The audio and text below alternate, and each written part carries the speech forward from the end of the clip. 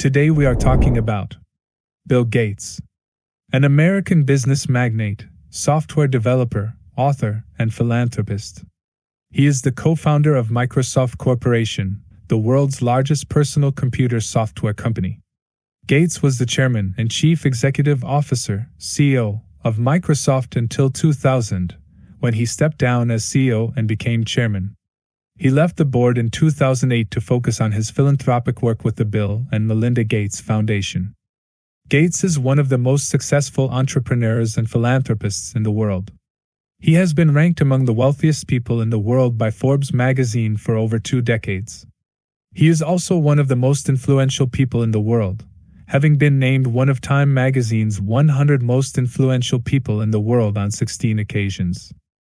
Some of Gates' major achievements and awards include founding Microsoft Corporation, the world's largest personal computer software company, developing the Microsoft Windows operating system, which is used by over 1 billion people worldwide, co-founding the Bill and Melinda Gates Foundation, one of the world's largest private charitable foundations, being named one of Time magazine's 100 most influential people in the world on 16 occasions, receiving the Presidential Medal of Freedom, the highest civilian award in the United States, being named a Knight Commander of the Order of the British Empire, KB.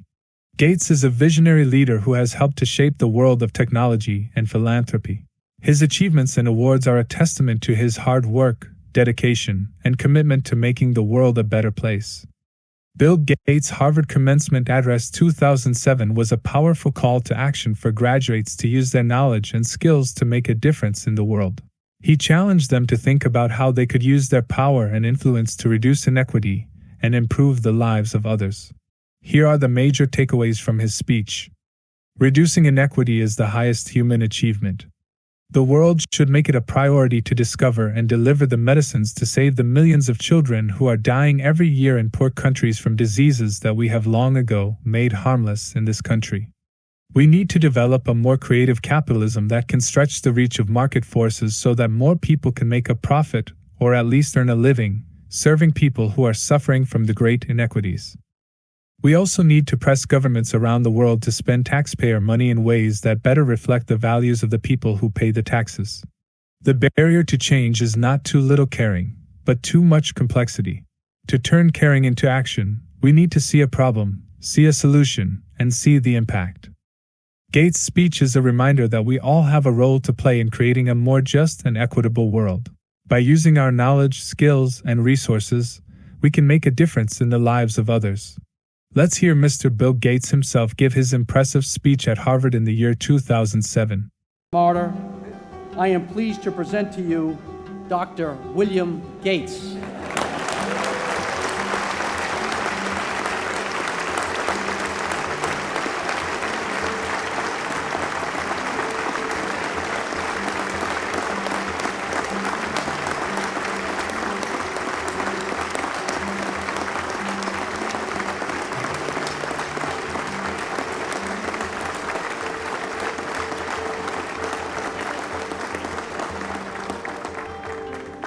Thank you. President Bach, former President Rudenstein, incoming President Faust, members of the Harvard Corporation and the Board of Overseers, members of the faculty, parents, and especially the graduates. I've been waiting more than 30 years to say this. Dad, I always told you I'd come back and get my degree.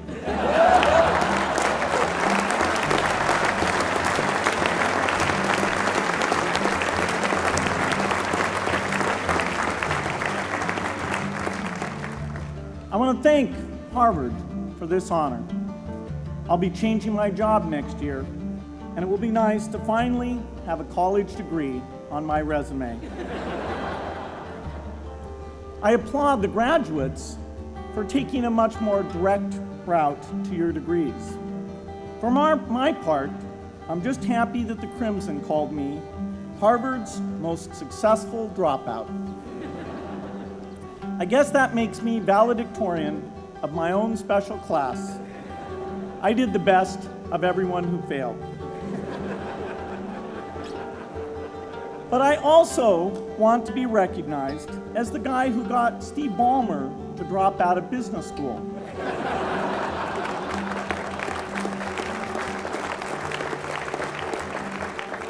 I'm a bad influence. That's why I was invited to speak at your graduation. If I'd spoken at your orientation, fewer of you might be here today.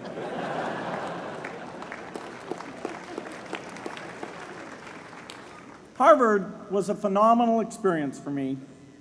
Academic life was fascinating. I used to sit in on lots of classes that I hadn't even signed up for. And dorm life was terrific. I lived up at Radcliffe in Currier House.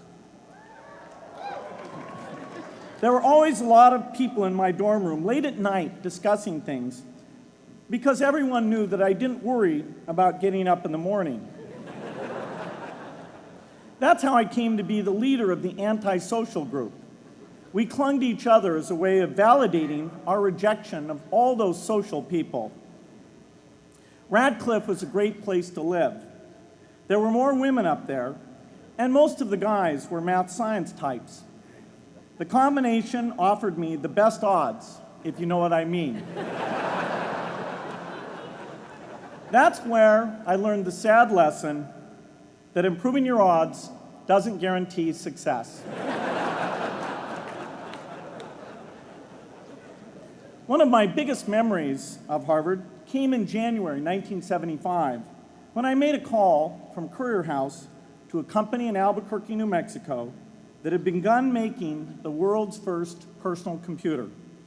I offered to sell them software. I worried they would realize I was just a student in a dorm and hang up on me. Instead, they said, "We're not quite ready. Come see us in a month," which was a good thing because we hadn't written the software yet. From that moment, I worked day and night on the extra credit project that marked the end of my college education and the beginning of a remarkable journey with Microsoft. What I remember above all about Harvard was being in the midst of so much energy and intelligence. It could be exhilarating, intimidating, sometimes even discouraging, but always challenging. It was an amazing privilege, and though I left early, I was transformed by my years at Harvard, the friendships I made, and the ideas I worked on. But taking a serious look back, I do have one big regret. I left Harvard with no real awareness of the awful inequities in the world, the appalling disparities of health and wealth and opportunity that condemn millions of people to lives of despair. I learned a lot here at Harvard about new ideas in economics and politics. I got great exposure to the advances being made in the sciences. But humanity's greatest advances are not in its discoveries, but in how those discoveries are applied to reduce inequity.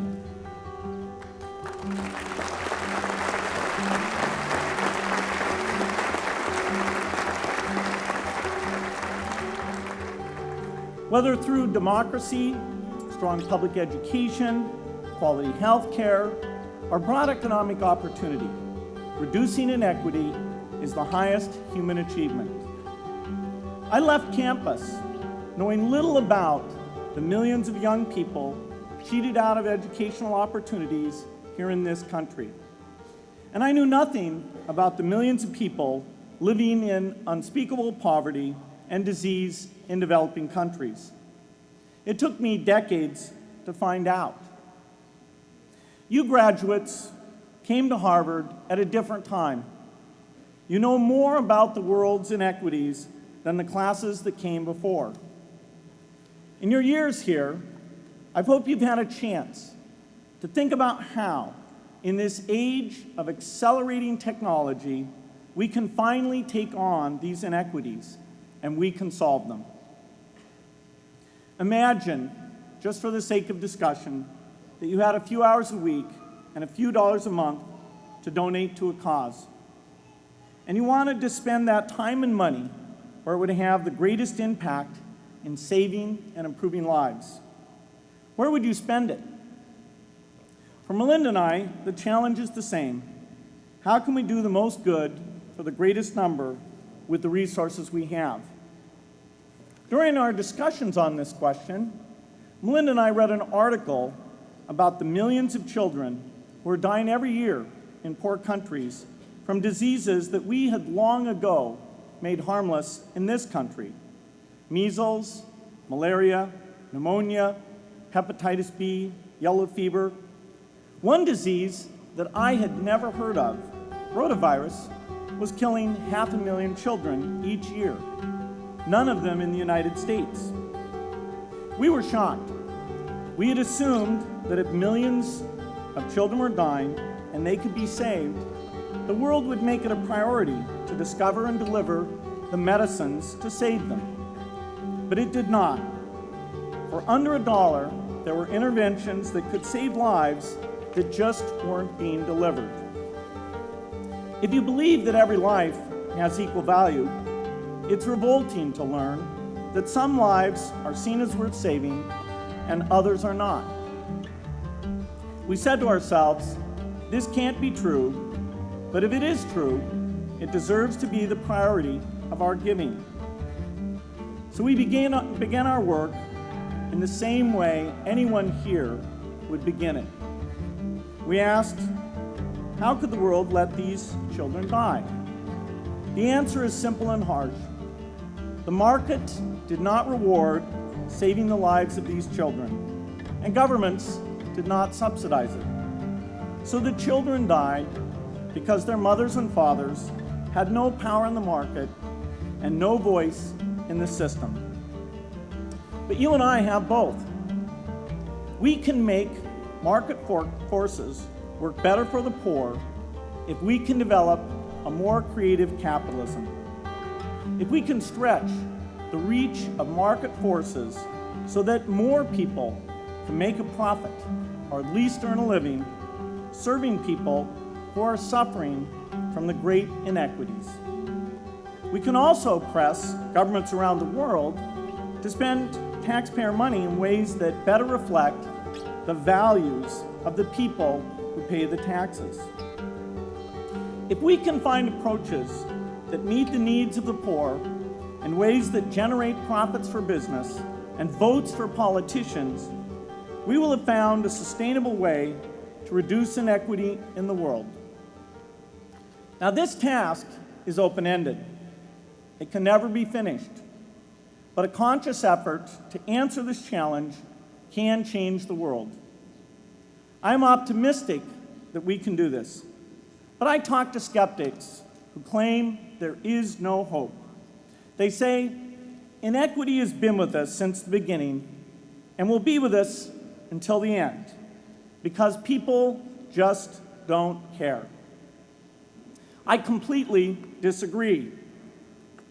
I believe we have more caring than we know what to do with.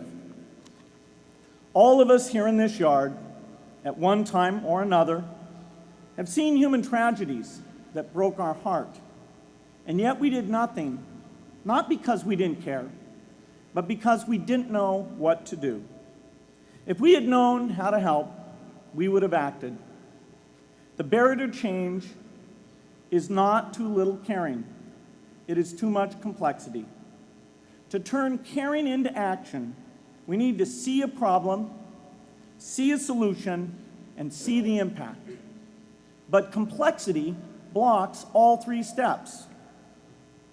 Even with the advent of the internet and 24-hour news, it is still a complex enterprise to get people to truly see the problems. When an airplane crashes, officials immediately call a press conference. They promise to investigate, determine the cause, and prevent similar crashes in the future. But if the officials were brutally honest, they would say, of all the people in the world who died today from preventable causes, 0.5% were on this plane.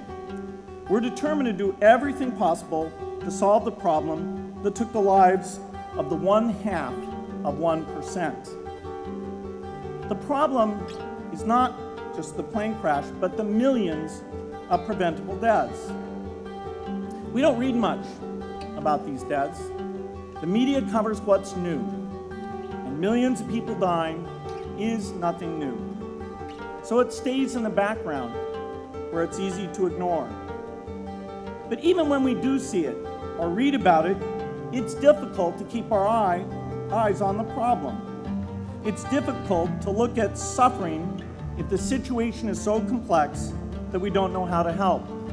And so we look away. If we can really see a problem, which is the first step, we come to the second step, cutting through the complexity to find a solution. Finding solutions is essential if we want to make the most of our caring. If we have clear and proven answers, anytime an organization or individual asks, "How can I help?" then we can get action, and we can make sure that none of the caring in the world is wasted.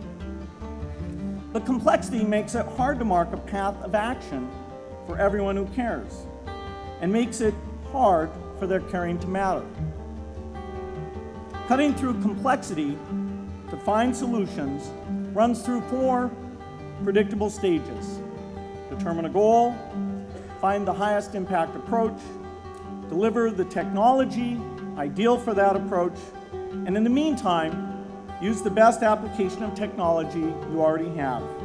Whether it's something sophisticated like a new drug or something simple like a bed net. The AIDS epidemic offers an example. The broad goal, of course, is to end the disease. The highest leverage approach is prevention. The ideal technology would be a vaccine that gives lifelong immunity with a single dose. So governments, drug companies, and foundations are funding vaccine research. But their work is likely to take more than a decade.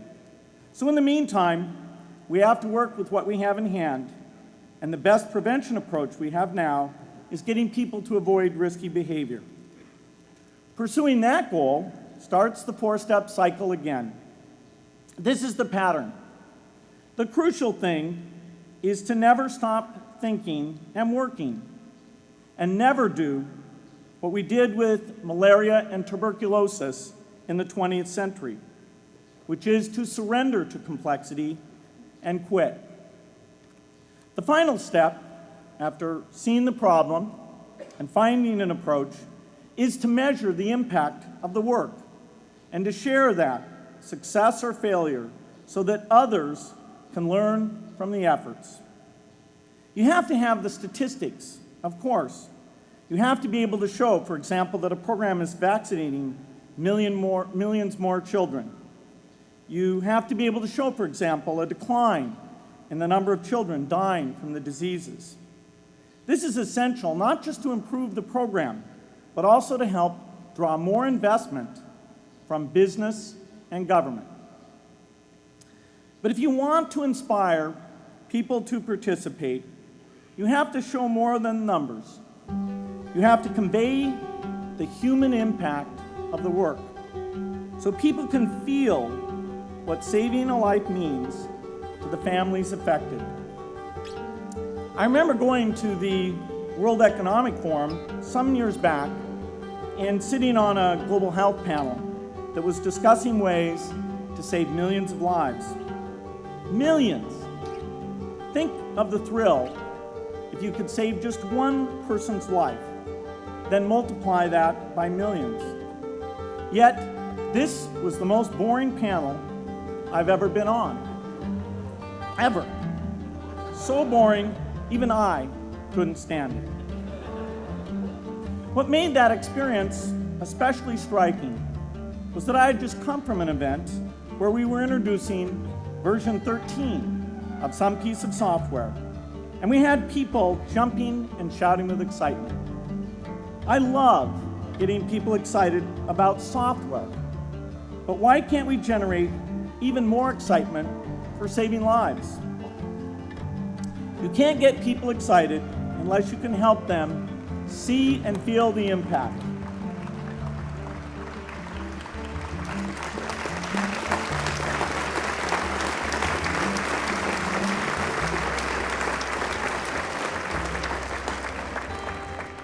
The way to do that is another complex question.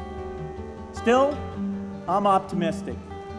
Yes, inequity has been with us forever, but the new tools we have to cut through complexity have not been with us forever. They are new. They can help us make the most of our caring, and that's why the future can be different from the past. The defining and ongoing innovations of this age, biotechnology, the personal computer, and the internet, give us a chance we've never had before to end extreme poverty and end death from preventable disease. 60 years ago, George Marshall came to this commencement, and he announced a plan to assist the nations of post-war Europe.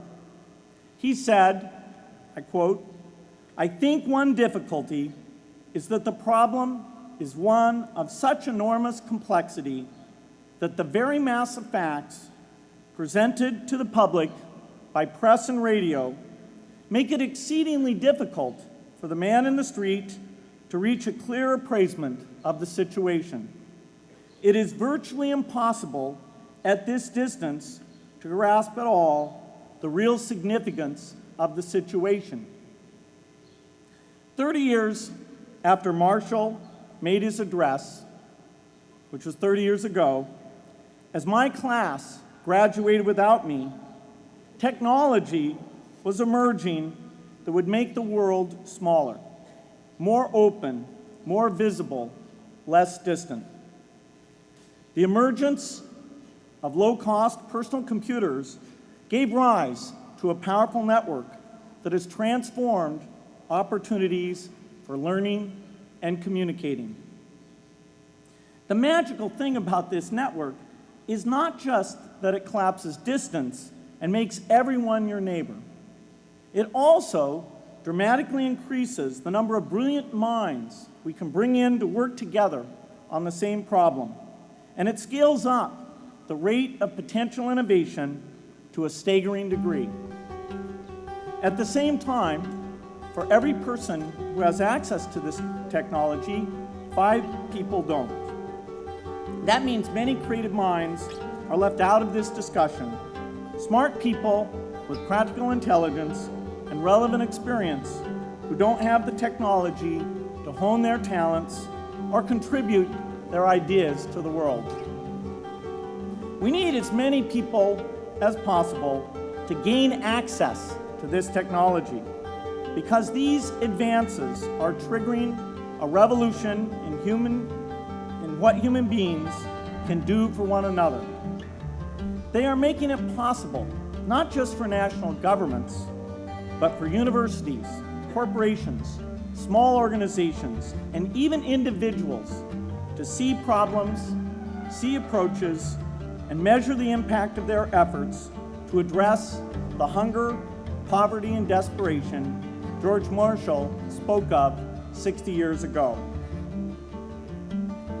Members of the Harvard family, here in the yard is one of the great collections of intellectual talent in the world.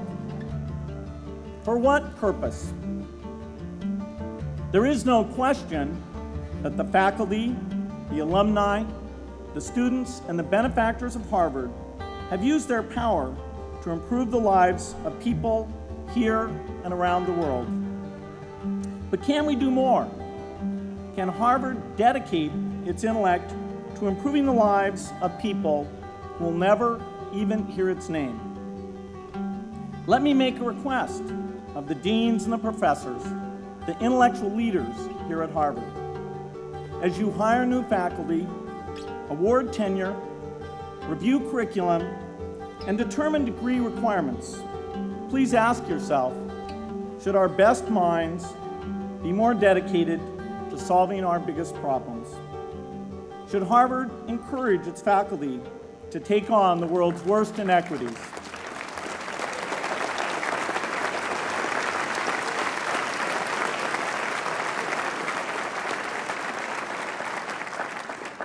Should Harvard students know about the depth of global poverty, the prevalence of world hunger, the scarcity of clean water, the girls kept out of school, the children who die from diseases we can cure?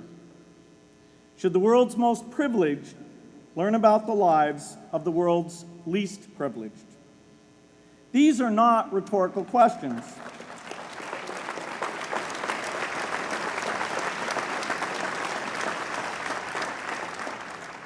You will answer with your policies.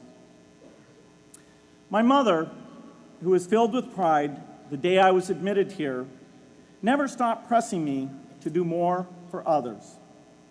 A few days before I was married, she hosted a bridal event at which she read aloud a letter about marriage that she had written to Melinda. My mother was very ill, with cancer at the time, but she saw one more opportunity to deliver her message, and at the close of the letter she said, "From those to whom much is given, much is expected."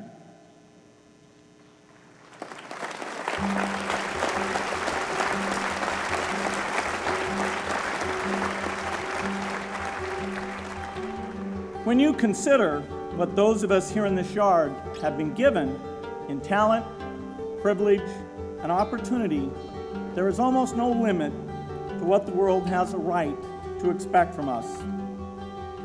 In line with the promise of this age, I want to exhort each of the graduates here to take on an issue, a complex problem, a deep inequity, and become a specialist on it. If you make it the focus of your career, that would be phenomenal. But you don't have to do that to make an impact. For a few hours every week, you can use the growing power of the internet to get informed, find others with the same interests, see the barriers, and find ways to cut through them. Don't let complexity stop you. Be activists. Take on big inequities. I feel sure it will be one of the great experiences of your lives. You graduates are coming of age in an amazing time. As you leave Harvard, you have technology that members of my class never had. You have awareness of global inequity, which we did not have. And with that awareness, you likely also have an informed conscience that will torment you if you abandon these people whose lives you could change with modest effort. You have more than we had. You must start sooner and carry on longer.